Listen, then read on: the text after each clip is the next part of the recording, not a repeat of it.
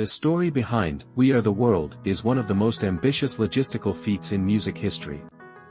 Written by Michael Jackson and Lionel Richie and produced by Quincy Jones, it was recorded on the night of January 28, 1985 for the United Support of Artists USA for Africa. Here are the most fascinating aspects of how that legendary night unfolded. 1. Check Your Ego at the Door. The recording session took place immediately after the American Music Awards to ensure the 45 superstars, including Bruce Springsteen, Bob Dylan, Ray Charles and Diana Ross, didn't clash. Quincy Jones famously taped a sign on the door of A&M Studios that read, "Check your ego at the door." The artists were asked to enter as peers, not as icons. 2. The logistics of chaos.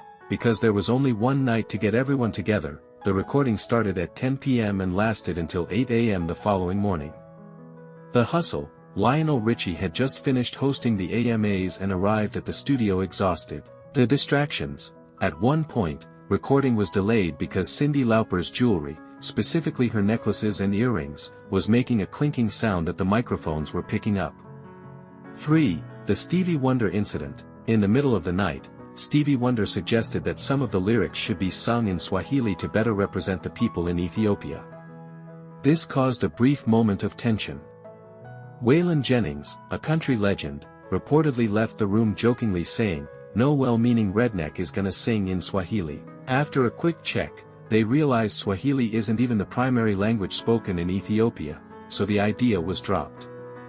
4th, Bob Dylan's nerves. One of the most touching moments was seeing Bob Dylan, a veteran of the industry, looking visibly uncomfortable with the pop style of the recording.